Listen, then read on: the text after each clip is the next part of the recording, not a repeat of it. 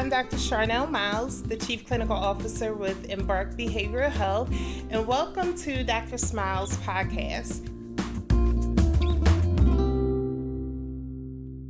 Today, I am really excited because I'm joined with Ray Weathers of the Phoenix Suns, and today we are going to be talking about mental health in sports. This is a very important topic, one that I feel like we don't talk about enough. Absolutely. Many young kids, young adults, high performers, those who want to be high performers in the area of sports are really struggling with some mental health issues.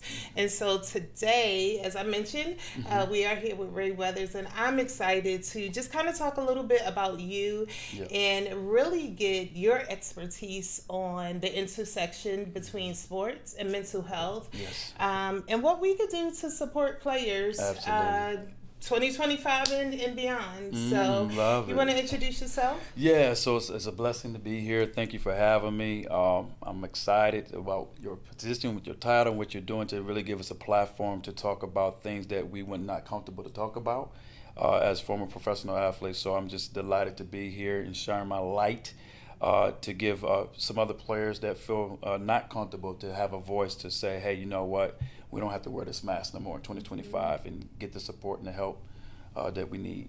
Yeah. So, over the past probably 60 days, I've been seeing more television commercials. I even saw a story ran on the news while I was in D.C. About athletes, particularly those in the NFL, who have experienced some mental health challenges, and really trying to make that connection and use their voice to say, hey, we as high achieving performers, we as sports athletes, like, we need support around mental health because no one is really talking about this. So I'm going to let you just start out. Tell us a little bit about you and why this issue is important to you.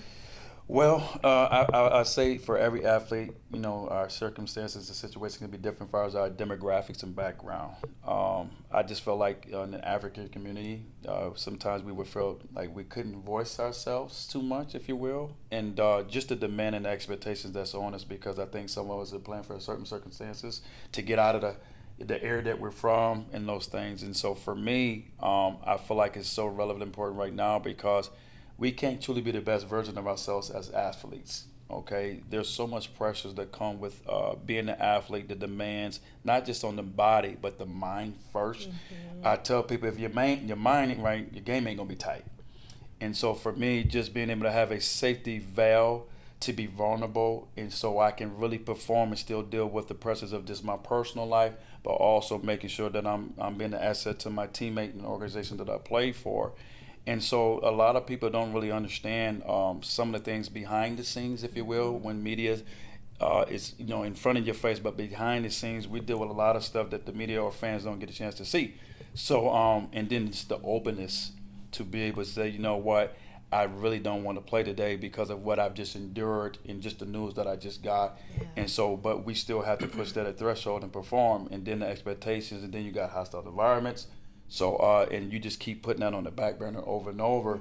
And sooner or later, you hear about the nightmare stories where a person just had blacked out and made the wrong decision, and it cost them a lot of money or their career, stuff like that. So I just feel like, for me personally, this is something that it needs to be told. It's a lot of stories out there that need to be told, and then having a safe haven where you can get help to be able to do that. Yeah. So, I've been a trauma specialist for over 25 years. And a big part of my career has been working with or in the space of community-based violence. I grew up in South Philadelphia, and it's funny because I was sharing with someone who asked me, did I ever compete? And I said, compete for what? My first thought is I don't compete. You the real deal. So I was asked if I ever competed, and they said, well, you look like you may have been an athlete. Right. And I said, no, I wasn't an athlete. I said, for 1 year, I competed in gymnastics, but that was it. I said, outside of that, I was too busy fighting. Right. And they were like, what? Well, yeah. You, Dr. Myles? And I, yes, right? Right. Because that was part of the culture that I grew up in. Again, inner city, South Philadelphia, there was just a lot of things going on. Right. And there was a period in life where I felt like just to leave my home and go to school, I had to fight to get there, and I had to fight to get back home. And so you mentioned behind the scenes, right? Right. And so for some of us who grew up in an inner city, outside of school or what have you, like our community is what people may consider behind the scenes, or so talk about that even as a young child or a teenager, because oftentimes that's where issues start. Right. And if they're not addressed, we then see them in, adolescent years or young adult years. So can you talk a little bit about just growing up as a young child and some of those things that may have occurred which laid the foundation for, now having to address some mental health issues or support others as adults? Yeah, so that's awesome statement, because again, I'm from Jackson, Michigan, which is caught between Chicago and Detroit. Okay, so you get a lot of the foolishness that comes from Chicago and also Detroit. And we're a small town, about 40,000 people. County's about 150,000 people. And we already had a stereotype because it was the biggest wall prison in America. So that was one thing. So we got a lot of drug traffic, a lot of crime, and we were called like the little babies of Detroit. And so we always felt like, as coming from the inner city, we needed to prove ourselves in everything that we did. So we had to fight for everything we did, literally. So my background in my household, unfortunately, was really chaotic. It was very abusive in my household, unfortunately. And so the first sign as a young person is seeing love from your parents. Yeah. And we thought it was normal until we started understanding some of the things in the household was not normal, if that makes sense. And particularly coming from my dad. And we're in a good place right now, but I feel like sometimes we don't talk about these things and take accountability of these things too, of the abuse and some of the things that we should not see, which is traumas in the household. So it starts there, right? Yeah. And then when you see that going on into your house, and then you see some of your peers going through the same thing, it becomes a normal thing. You just think this is just the way it is, right? But it's not. Yeah. And so I felt like coming from that area in my household, right, seeing traumas, going through abuse, seeing drugs, seeing alcohol, seeing these things as a young person, I felt like I got immune to it and it was normal. Plus, I had two oldest brothers that was 11 months older than me. Brothers 3 years and a half of me. And so we always had to prove ourselves from the east side to the south side. So it's kind of like that gang situation, like the Bloods and the Crips, where I come from. And so I'm an east sider. We always had problems with the south side. So it was always, like you said, trying to get to school, feel like we were fighting. Going to the fair, feel like we're fighting. Trying to make an athletic team, feel like we're fighting. So that was kind of the environment that I grew up in. And I've always felt like, I'm tired of fighting because I'm fighting and seeing fights in my household. And the safety valve for me was actually going to school. But the problem I try to tell people, growing up where I come from, when you're going through the problems in their home and you go to school, text anxiety, because you feel like you're going to get in trouble. If I don't make a team, I'm going to get in trouble. So it was always those extra pressures where I didn't feel like I had a voice. So my upbringing was challenging, but sports drove our family to get away from some of the stuff that was more invasive.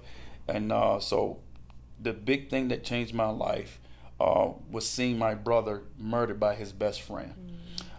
He was 16 years old, 11 months older than me. Just a talented athlete, was really intelligent, and having his best friend do it really changed the dynamic and the fabric of my life. Yeah. I didn't know how to address those emotions and those feelings. Seeing my father on drugs, in the space that he was in, not having comfort, not understanding why this would happen, and by somebody who was with us every single day. and you just talked about earlier, coming from Philly, fighting for something, titles, trying to prove yourself. And so for me, that would just kind of change the landscape of my mentality. Like, I can literally lose my life out here just like my brother did. Yeah. And I could have went right real quickly when I did place, but I promised my brother some things on that platform that when he was on his deathbed, I literally grabbed his hand. The last time I see my brother, the heart machine went off on him. And when that took place, I had told him right prior to that I was going to go to college. Yeah. I was going to go pro. I was going to get my degree, and I need you to do it with me. Yeah. And the machine went off, and he was crying, and he looked at me. I'm 15 years old. That changed everything in me. And so I was able to honor that, like you said, later on down the road. But the mental, emotional things that I went through was really, really difficult. So, yeah. Thank you for sharing that with us. Because, again, when we look at adolescents who are just trying to go to school, and some may not even have 3, as they say, square meals in a day, let alone dealing with the community-based violence. They are dealing with maybe domestic violence in the home.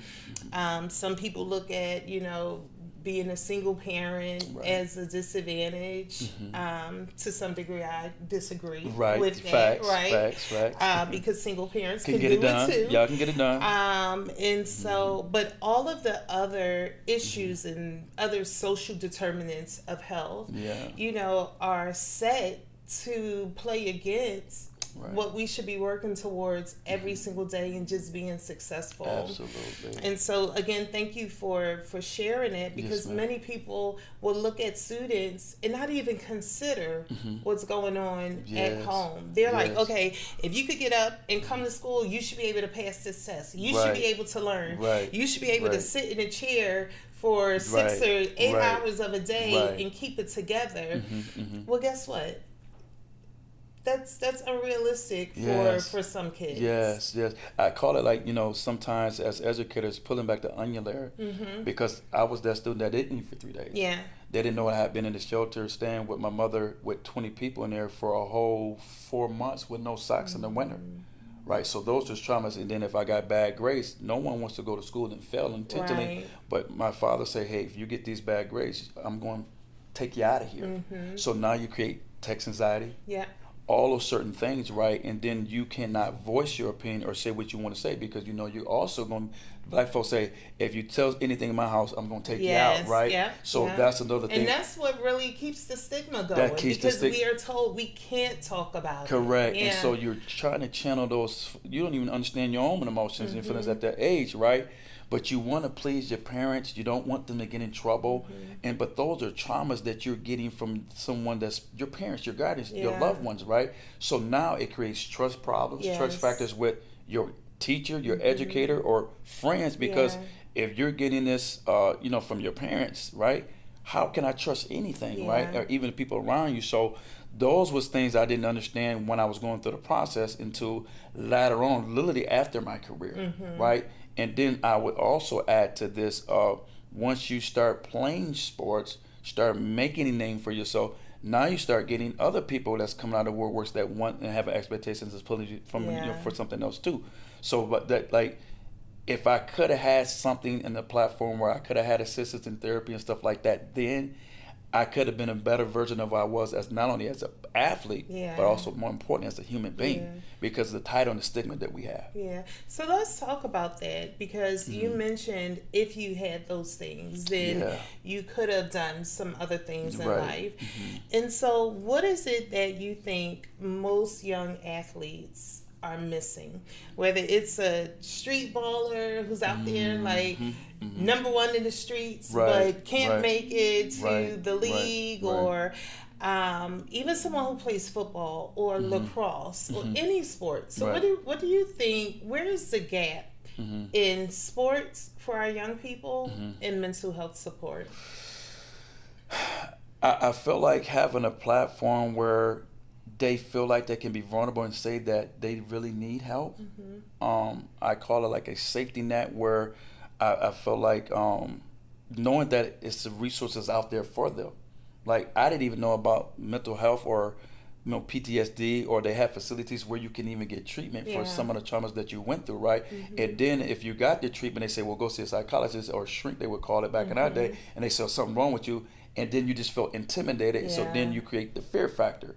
But if I knew that there was something behind closed doors, or even open back then, where I can just say, I need to get and say how I really feel, Yeah. because it's bottled up in me, right? That's the gap where we know that it's a space that we can come to and just let it out, but also has a planning position in place for us to say, okay, athletes are really diligent. I need a plan, A, B, C, D, E, and then execution. And if we know that there's real resources in places like that, then we're going to feel more comfortable. So, you know what, we need to take care and take care of self-care, instead of trying to prove everything to everybody else, Yeah. and make sure we're right first, so we can be what we need to be personally first, for our families, for our friends, for our community, before we even touch the field or whatever the occupation may be. Yeah. So, I consider myself a creative, right? In my own right. Right. I got you. Love thinking outside the box. And, I'm like, if every high school, if every college, university, I don't know, to some degree, I think maybe they should mandate their players to like have a touch base with the school counselor or the school psychologist, just to check in, right? Myself and one of my executive directors, we visited a school in DC where the entire school is really centered around athletics. And he shared with us that most of the boys, they're dealing with mental health issues. Most of them come from single parent homes. Wow. And the parents can't provide support because they too are also, they have unresolved trauma and other mental health issues.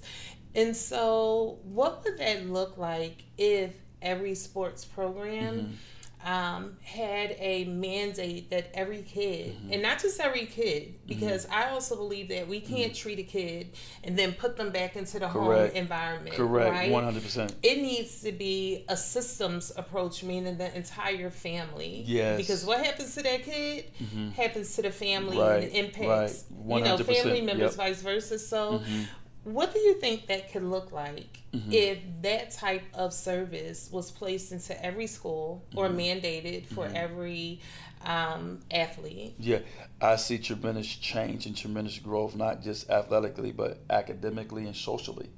Having a place like that, if I could, like you said, had it in high school where you have some understanding, and then you're looking at what's your next, whether it's college or going pro or just getting a 9 to 5, being your best version of yourself. Right? I feel like it should be mandated, because in the athletic realm, we say we need to post check. Okay. Right? We need to post check. It's kind of like, no disrespect, Scottie Pippen's my guy, but when he just talked about, hey, I would have won 6 championships without Michael Jordan, and then Draymond Green, which I know from his rookie year, saying we need to check on Scottie for his mindset to even say something like that, because we never know what people are really going through, but you'll start to see the behaviors change, the body weights change. So having a place like that where I can say, you know what, this week I don't feel like I'm my best self. I need to be able to sit down and vent, and also receive some information that can encourage me and motivate me. I call it a reset. I feel like everybody should have that. Also in the educational field, because like you said, if my parents is going through it and we can see that, clearly it's a trickle-down effect to us. So I feel like I said, it needs to be where it's accessible for the family or the legal guardian to be able to have a safe place to get the help and stuff that they need. So now they won't be putting added pressures onto that student athlete. In that nil space that we talked about, these things are really, really important, because money don't make things change. I was that guy, was blessed making a lot of money and thinking that this is going to take care of the traumas, the solical wounds, the father wounds, the mother wounds, crying. It didn't. It made it worse. It actually made it worse. And so even at the highest level, because we talked about stigma, we know how deep stigma runs. We know the impact of stigma. Why can't we say, hey, I need a timeout, or I can't play today, or I can't practice today. Wow. Like, really, what is it? And are the coaches supporting that? Are they not supporting it? That's a phenomenal question, and it's a question that me and some of my former East, I'm gonna write that one down too. The coaches want to support, but they have mandates, because especially in the professional ranks, especially if you're talking about the NBA or Major League Europe, because it's a business, fans are paying millions of dollars. It's the business. It's the business side of it, but they're forgetting there's a personal side to it too. Okay, and so now, if I say, hey, I need a PTO week, they're gonna say, well, you're getting paid $20 million, so you can't have a PTO, right? We just talked earlier, conversation where people took pride in playing 82 games in the NBA, regardless if you were injured or hurt, but it also takes a toll on the body, not just physically. So if you're physically hurt and you're trying to perform, mentally that's still impacting you. As I said earlier, if your mind's not right, it's going to hurt the body eventually. So the business side, we understand the business side, but what about the relationship side? Is what you're talking about. So the relationship side is missing. Yes. Do you think that most coaches, like, is there, so for licensure, right? I have to have what's called CEUs. Okay. A certain number of CEUs every year, every 2 years. And so are coaches taking classes on mental health, whether it's at the high school level, the collegiate level, or professional? At the high school level, definitely not. Because I've been a national head coach, which you have a national program, and those kids normally go into Power 5 schools, a pro. Collegiately, you would think that they should, because the things that they have to deal with now in this generation, in this era, I think they should. Because that's the disconnect, where you want to have a safety veil where you know that they're investing in you and care about you mentally, emotionally, and physically. Not just what you're doing on court, but what you're doing off court as well. So if you don't have that, because it's a business now, even at the collegiate level, where they're saying now, okay, you're getting paid just as much as me now. So, like, if you're not doing this certain play, I'm going to sit you down. That impacts my money. And it's also impacting his money to keep his job. But there has to be a happy medium that you're talking about. And I feel like those coaches should get that, so they can have those kids that feel like they're investing into them and vice versa. Because it's a business, but also it's a relationship, right? And so I feel like colleges should definitely do it.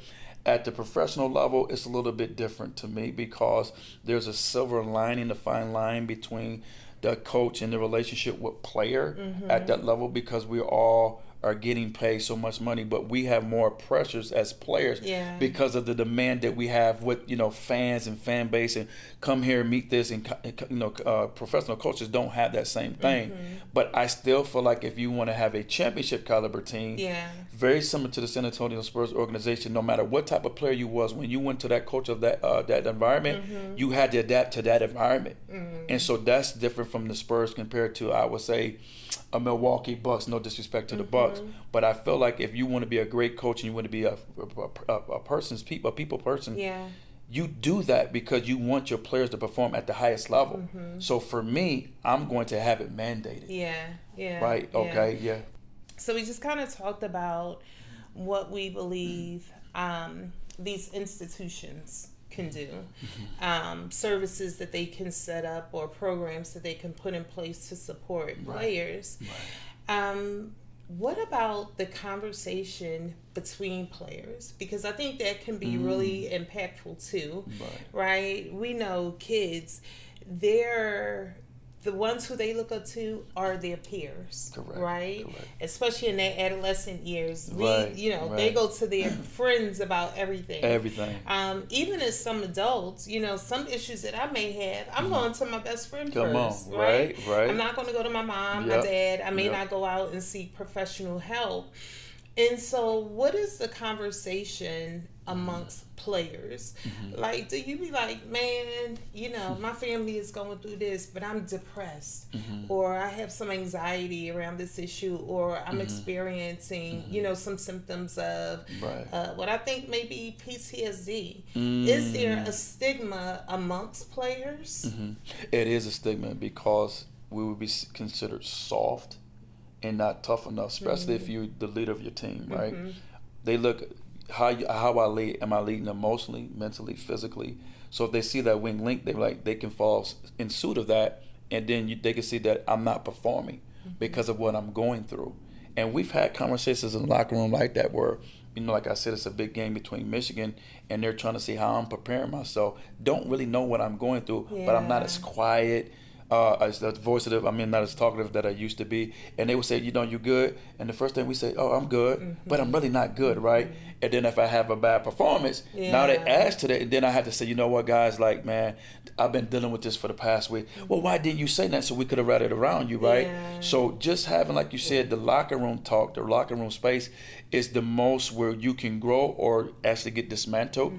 But it's just that statement that you talked about where we just feel like if we talked about anything emotionally that we're dealing with, we're considered soft or we can't speak about that. And it's actually hindering you individually, but also your team. So, I think we have to break that barrier down now, even though I'm retired from the game, but at least somebody that they're going to respect me and say, I understand pushing through, I understand all that, but you have to have self-care first and feel like we can speak about this. And it is good and safe that we can say, man, I don't have it.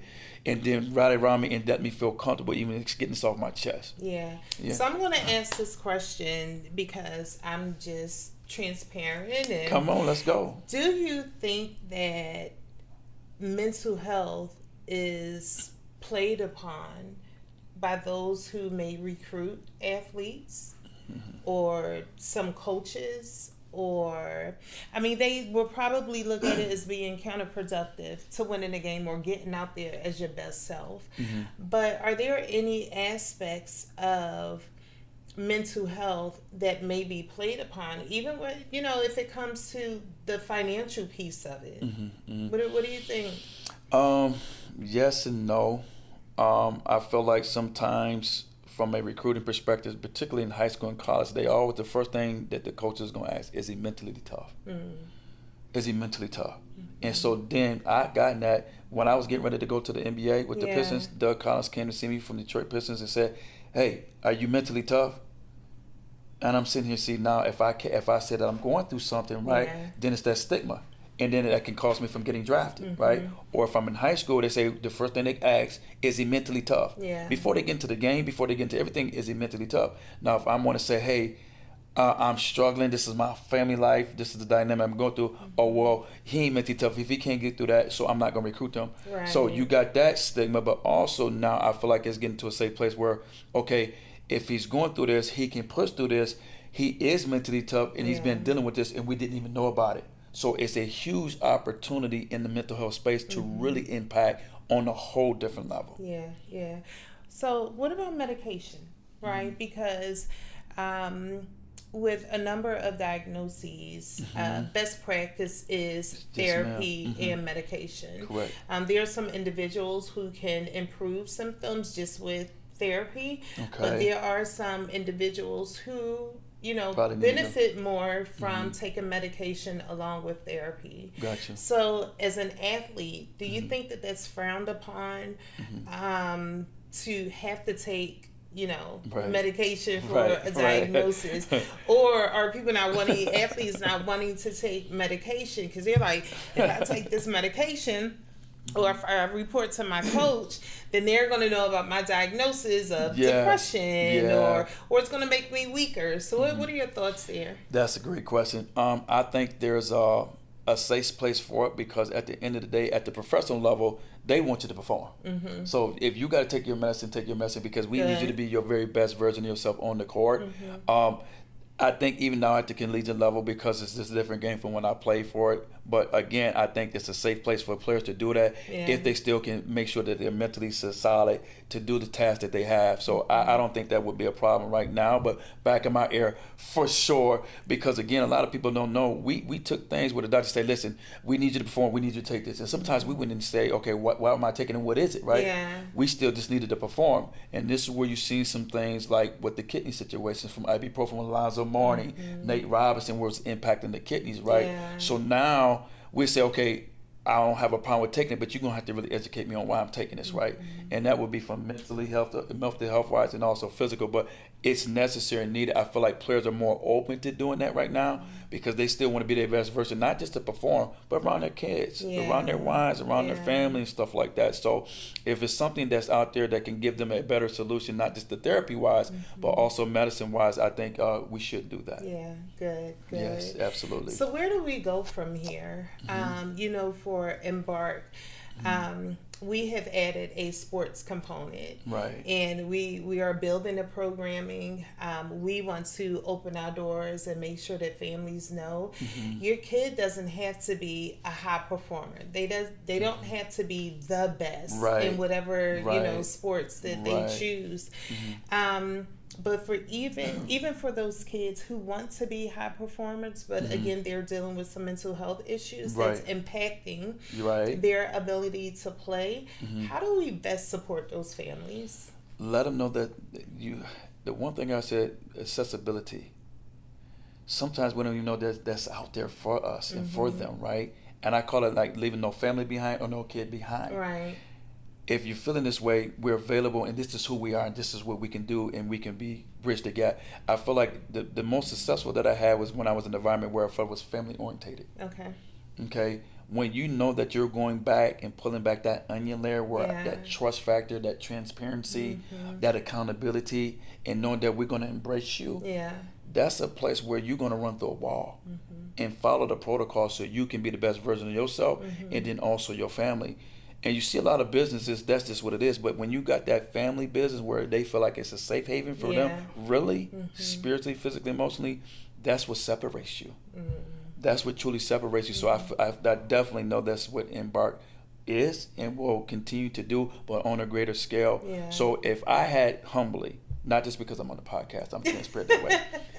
If I had this as a high school player, as a collegiate player, and definitely as a pro player, I'm talking about I probably made $100 million. And I don't still have to say that my peers would tell that story. But they never knew what I was going through until they said, oh man, I saw you on this podcast, or I saw you on this TV show, and you said that. Now I get why you the way you were. Right? But if I had help and been crying for help for 30 years, can you imagine that? So having this space to be able to really voice that's why I said I'm so passionate about it, because I never knew what PTSD was. Never heard of it. So, but having a place like Embark, knowing that this is the service that you guys provide, the help that you provide, and the guidance and the counseling that you provide, is necessary. It's not like it's a need and a want and a desire. So what I hear you saying is accessibility. And approaching this or attacking this from a systems standpoint, bringing in the entire family. Correct. And so for me, because what good is if I'm not healing, but I don't see my mother healing or my father healing, my sibling healing, right? And so then if you're around that environment again, it can also impact you again. You get right back into the same space. So it has to be a situation where, one, if I take the accountability and acknowledgement, right, and I go through the process and they start to see change in me, the next person gonna come. The next person's going. It's the same thing when you talk about growing the business, growing the company. Once they start to see the mental and the physical and emotional change, they're gonna say, "What you done did? Where you been going to? This is knocking out the stigma." There you go. So now you become a magnifying glass, right? What do you want young kids to know? Aspiring athletes. What do you want them to know? Don't let nobody dictate your success based on what you obtain financially. It's what you feel internally. Because I know a lot of people that I'm not going to name no names that was millionaires, they weren't happy they took their life. Okay, you don't take nothing to the graves, but it's the relationships that we form. And so I tell any athlete to inspire to be their best version of themselves, and don't let nobody tell you what you can do and cannot do. Okay, and if you have a goal, supersede that goal, that you're satisfied, that you're passionate about it, and that you love about it, and then everything else will fall into place. Yeah, yeah. Yeah. And what would you want parents to know? Because ultimately, you know, That's good. our expectation Yeah. is we want our kids, we want our adolescents, our young adults to speak up, but oftentimes it's the parents who are the vehicle to take their kid from home to treatment, right? And get them connected. So what would you want parents to know? Knowing that it's okay to know that if you make mistakes, you learn from them mistakes, and then that their responsibility, you want your kids to be a better version than what you were, right? Because I'm a father now. And I said, okay, I seen what my fatherhood was. I didn't know what his father was because I didn't get a chance to meet him because he was passed away. But I want them to be 10 times better than me.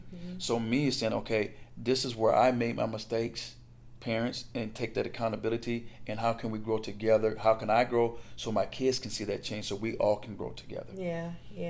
So another moment of transparency for me. Okay. So my late husband, he would share stories with me because from as far back as he could remember, he always played sports. Right. And football was his thing, right? And he lettered in football, basketball. Wow. I think there was even a stint there where he did baseball, but wasn't as great in baseball. Wow.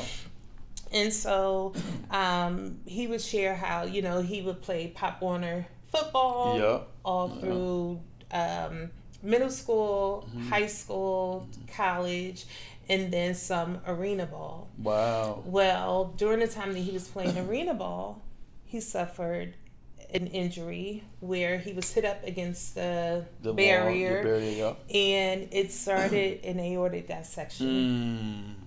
And so over the years that got worse, and I could literally just see how his whole personality changed. Everything that he believed in, believed who he was, his ability, things that he was able to do, he wasn't able to do anymore, and ultimately it resulted in his death. And so there was some depression behind that, some of everything, and it impacted his life significantly, to the point where it even impacted like our marriage and decisions that we made with our kids.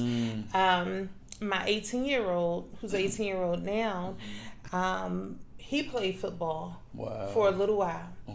And I remember one game. My son had to be maybe 7, 8, and this one game, they were playing against a team where one of the kids on the other team, I was like, this kid is not the age he says he is, right? I was that mom. He grown out there. Whose kid is this? Who kid is that? And the way he tackled my baby. I was at my way. I wanted to run on the field. No doubt. And you know, and that was the last game that my son played in, because as a professional, I also treated some NFL players who experienced concussions, and again, it impacted their entire world. And these were players who had won Super Bowls. And again, I can't name any names. Yes, ma'am. But also, when they retired, the NFL did not give them the medical benefits. And we know that whole story. And so for me, just even as a parent, not even my son getting to a collegiate or professional level, I felt like I had to take control and be responsible for their health, their mental health, and I was not willing to be one of those parents who, son, just got messed up through sports. I just didn't want that. And so, this whole conversation and thinking about, and I don't even want to say protecting our kids, because again, we had to allow our kids to engage in sports and be kids, right? What do you tell parents who again, they may be dealing with their own mental health issues or concerns around sports. What do you tell parents who may be, concerned or a little frightened for their kids? It's part of the process, especially, most of the kids, you ask them now, anybody going to raise their hand so they want to go pro, right? Or they want to go to a high level college playing. And it's a process where, injuries happen, coaches changes, teammates changes. It's not about you, it's about them. And to pour into them and their dreams and their hopes and visions, but letting them know that they have a safety net or veil to support that. And then also saying that I still got to be a parent where it feels like if it's a situation that can impact you in a way that's not going to have you go to where you need to go, then let's have some conversation about that. Yeah. And what about managing expectations? Whew. Because, there's a lot of teams that are like, I'm the best and I'm going to make it. I have one who's like, no, I don't want to do anything but play basketball and I'm going to be the next Jordan and make it to the league. So how do we support young athletes in managing expectations? I love it. The transparency is real in the room. You want your kids to dream big, but you also have to have realistic goals, right? And so you don't want to deflate that dream, but also you want to make it realistic to them. And you want to say, if you really want that, well, write it down. Write those things down and support that. But are you willing to pay the price and put in the work to be able to do that? But I feel like for me, managing that is making sure that, number one, you have to have realistic expectations, understanding where you at as far as your athleticism or your skills and all those things. But then let's have a plan to get there. Let's have a roadmap to get there. So, but not micromanaging it where it becomes where it's not fun. Yeah. Those are things that I tell parents, okay, it's cool to have a Serena Williams, parents. Yeah. It's cool to have the Jackson 5s that I understand all that, right? But at the end of the day, don't lose the joy and the fun of the game. And that's what us as people of color, I think we do it way too much. We're like, it's what you already seeing yourself getting. I had agents trying to get out of me in high school, and my mother, she didn't know I heard, but I heard her on the phone, like, girl, I'm about to get the meat coat, and we got the furniture picked up. She was planning. She was already planning, and I was like, I cannot believe I'm just hearing it. And I'm a senior in high school, right? But like I said, just making it about the kid and making sure that they have the realistic support. But you got to have a game plan and a roadmap to see what that looks like too as well. So making sure that it remains fun. Facts. Making sure that we identify options. Correct. Right? Yeah. Because a lot of people who want to make it to the league don't make it to the league. Yeah. Not putting our own expectations on the kids. Yeah, and when we say the lead, I want to change the narrative of that too, because your league could be with your leaders. It ain't just got to be the NBA. It ain't got to be the NFL, because now it's quote unquote we have made the game globally. So if you get paid to do something that you love and you're passionate about, it's different levels to that. Okay, you understand that, but it's depending on the work, and sometimes it's not even how good you are. It's just the timing of it all. The process. But getting back to saying, whatever that level is, if you love it, then get paid for it. You never get paid your value, okay, or what you're worth. However, but just don't lose the joy of doing why you're doing what you do, and that's the business side that I think as owners, as coaches, in organizations, we lose that insight of what that is, right? And so that's where it don't become fun; it become work. The real ballers that I know, they love the game. It wouldn't matter if they got paid it, or you can drop them off into the city or a different place on the planet. They love playing the game. Well, let's talk about that. Let's go. The business side, the financial piece. Because now our high school kids are able to get paid. Yeah. And so is that adding an additional level of, we know it's adding an additional level of responsibility. Yep. To some extent, but the anxiety around it. Talk a little bit about that. That's good. So this is where we talked about we have to have financial literacy that we didn't have available to us during that time, and stewardship and all those things. And so you can make it have anxiety if you choose to, because you already purchased the things before you get the bag, right? Okay. And so in that space, like I said, anything that you do, you want to have a roadmap and a game plan, right? And it starts with, number one, a team, your guardians, and whoever's involved with that process. So I think it's a good space because We have been going through modern day slavery for so many years. With us, when I say us, you know what I mean, in transparency, where we generate almost 75% of NCAA revenue.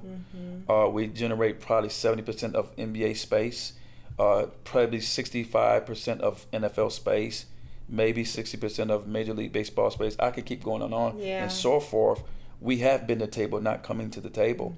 But when you get to the table, are you prepared to do something like LeBron did? Yeah. Educate yourself, all those things. So in high school, I feel like it should be a place, because when you talk about your name, image, and likeness, people are coming to see you play. That's how you get $15,000, Yeah. 15,000 people into the seats, not to see your coach. They want to see you play. Yeah. And so if I'm filling up these arenas every single day, or my jersey's been sold out, and I'm not getting a cut of that, but the university my coaches is, then that's a problem. Yeah. And, my high school, it's a funny story in transparency. We were literally, my uniforms from my sophomore year and my junior year, we used these uniforms for 30 years. They just kept getting passed down. And we talking about the shorts where you got to have spandex on and like all that, right? And so I said, man, we never seen fundraisers that, the high school would do or the college coaches would do. But my games is sold out with 2,200 people, standing room only, and they're scalping tickets for $50, Yeah. $100. And I'm sitting here like, dang. Where's the money going? Where's the money going, right? And so my senior year, I'm an intelligent brother, right? I realized that, okay, we didn't do fundraisers, but we got new uniforms, black and home. We got new warm-ups, new bags. It's a new gym space. It's new bleachers. My coach got a new car. He got new everything. So what's really going on? I said, I ain't getting that. I'm still trying to get some Jabos and some damaged jeans. So now understanding that, but we got to get educated. And the biggest thing before you get educated, as why we're doing the podcast, is the mental health.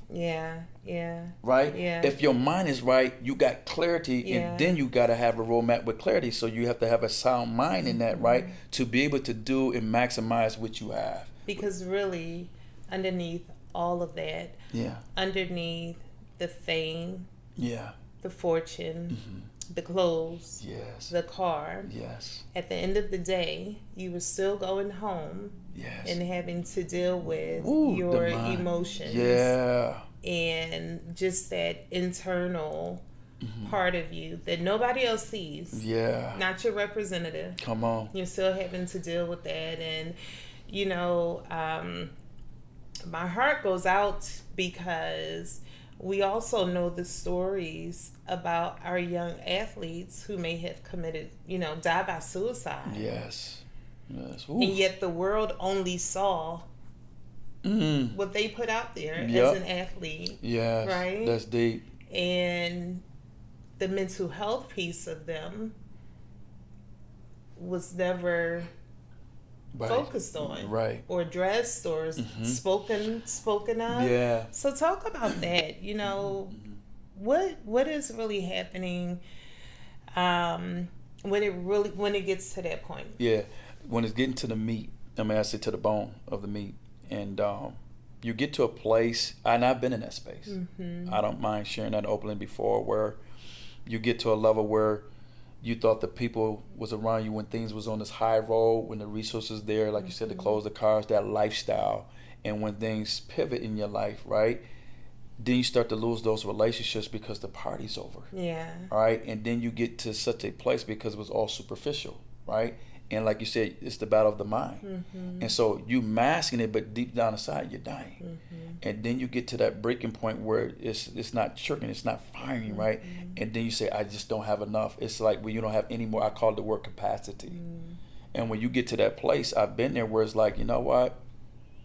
I need to end it now because I just don't have nothing else to give, and I have nothing else where I could be, where it's taken from me. Right. And when you get to that place of vulnerability, it's a scary place to be in.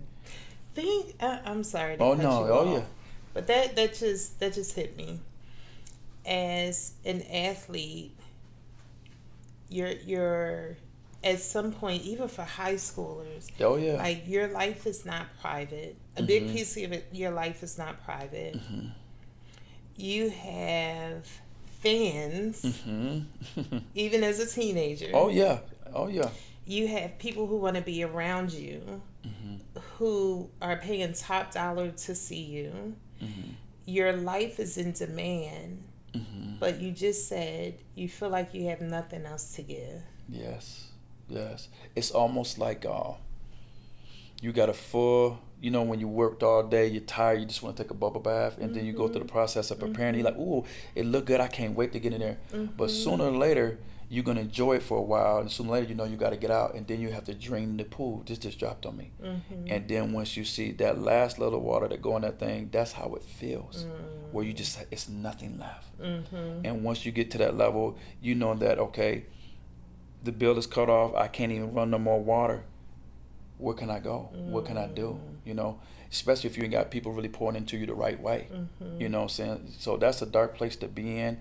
And it's you know, I tell anybody, once you get to that place where you're scared to cry out, scared to say that you're in that space, and then you hear that tragedy of that story and say, man, and then you start to hear, we share little bits and pieces, and then they try to create the storyline that they want to share, and then it's like, oh man, they needed help. And then they start saying, okay, man, we got to, like you said, start pulse checking and really having a space. But when you don't feel safe to say it, as people of color, I'm going to keep saying that, we feel weak, especially as a man. You feel weak, and we got to get past that. Yeah. I could probably sit and talk for hours. Yeah. I think that there is so much for us to just uncover and be transparent about, and to share with a number of audiences. But there's work to do. It is. That's it. It's work to do. There's work to do. Yeah. And again, Embark is committed to doing that work. We are taking the bold stance to, you know, expand our services. And I am so happy. I am so proud that sports, that we are expanding in the area of sports. Because again, there's such a big population that is untouched. It is untouched when it comes to sports. Yeah, it humbly, it drives everything, honestly. I mean, sports drives literally everything. And people say, well, what you mean? Well, when the coronavirus happened in 2019, as soon as the NBA decided not to play, everything shut down. They went to the players, started politicians and this and that. They went to the players because of the platform. And they said, the mental health that they went through in that process of being in that hotel seclusion, they really got mentally ill. Oh, wow. And so when you seen that, I mean, you know, I've been all over the world playing this game, guys. And literally, sports drives a lot. It drives a lot. It drives a lot, yeah. So again, I'm sure we'll end up back on the couch. Come on. At some Absolutely. point. I love to be here. But until then, we are going out there and we're going to do the work. Absolutely. And work on, as we say, creating joy and healing generations. Come on, 10 toes down. Thank you again, Mr. Ray Weathers, for this transparent and much needed discussion around sports and mental health. And I will see you back here on the couch. I appreciate it. Thank you for having me. I'm going to be right on the couch, keeping it warm. All right. Thank you. Thank you.